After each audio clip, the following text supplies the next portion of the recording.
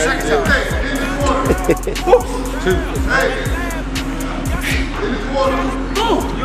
I missed 2 the second time.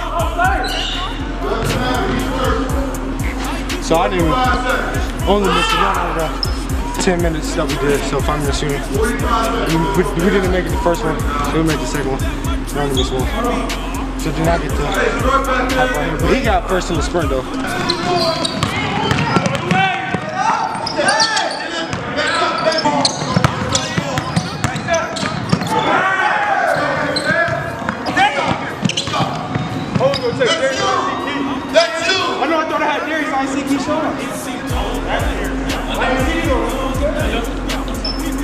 'That's an excuse, Chris. That's what you do. Get there. Hey! Hey! Watch out, boy!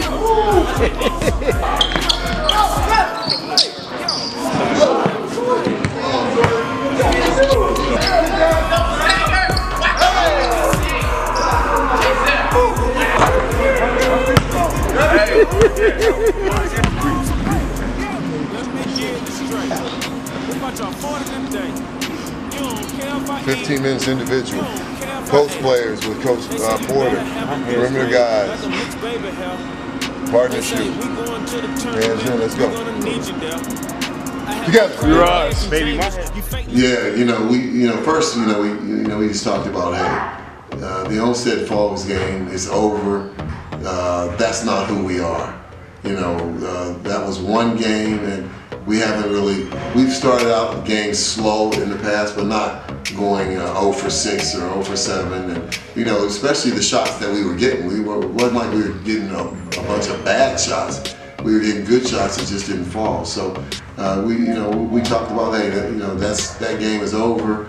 Now let's be the best version of ourselves, and that's what we wanted to do. The early season schedule just was.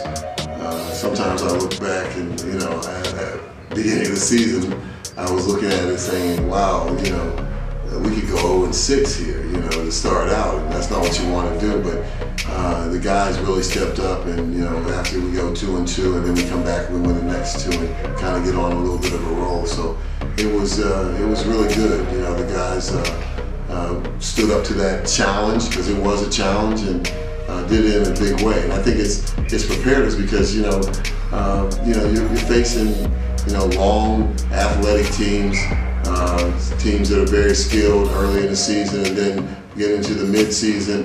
Now we're playing the best of the best in Northeast Ohio, and so again, that's the idea of the schedule, is to kind of put you in those situations so that when you get to the tournament, you're not walking into something and feeling like, wow, we haven't seen this, or this is totally new ground that we haven't covered. So we pretty much covered everything, and then going into the playoffs with Copley holding the ball, and then playing the Olmsted Falls team that's very deliberate, and will hold it for 30 seconds and then backdoor you to get a layup.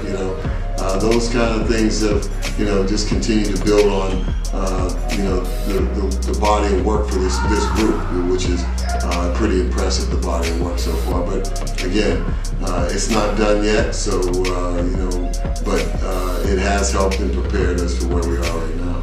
Okay. Isaiah is probably the most pure point that we have. He communicates, he understands how to be that kind of a vocal leader, and he gives us energy off the bench, and then on defensive end, he's going to do all those things that you want your point guard to do. He's going to take the charge. He's going to run out on that uncontested shooter and get a hand up. He's going to do all those kind of things, and then the communication is, I think, what is the most key for me. He really is involved in getting his guys where they need to go, and it's been a big help. And bringing that kind of energy off the bench makes it even more impressive, because whenever you bring him in, it's not like the energy levels won't decrease. It's going to jump up. That's kind of why we have decided to bring him off the bench. And Jordan, I've been telling a lot of colleges, that are now recruiting him, I said, you guys just don't understand. Jordan's playing behind 2 Division I guys in London and Malachi. Those are 2 Division I guys. It's not that he's a bad player. He just finds himself in a situation where he's playing behind 2 guys who want to play Division I college basketball. So, and I've been making sure that they understand that at the D3 level, and I think he should get a D2 look, but at the D3 level, he's going to come in and probably be one of the best players on the team right away. We focus a lot on tendencies and whatever we can pull out of a film or an actual scout, and then we look at the team as a whole and what they're trying to do as a whole. Yeah, they have Olentangy Liberty has a very good player, and he's dominant. He's scoring 25 points a game, 8 or 9 rebounds. And they look to him to score, and they create a lot of shots and a lot of opportunity for him by their style of play. They clear out the post, and then they run him through there, and he's a big, strong kid. So, they're getting the ball in those, areas where he can, use his size and athleticism. They go about 8 deep, so, we think our numbers could play into it if we can, dictate tempo. Of course, I'm sure he's telling his guys that they don't need to play fast, and we're telling our guys that we need to play fast. So it becomes, once the game starts, whose will is bigger, who can get it, who can make those kind of things happen. So this could be historic. I don't know if there's another school that can say that they've won state championships in divisions 2, 3, 2, and then win 1 and 1. So that could be historic. And then, it would be our 9th state championship. So that would just be a great accomplishment for the program, and then it keeps the legacy going. These guys, they can walk away out of here and, hey, they may not be national champs like Drew and Braun and Shion Willie and Rome, but they can walk out of here saying we won 3 too.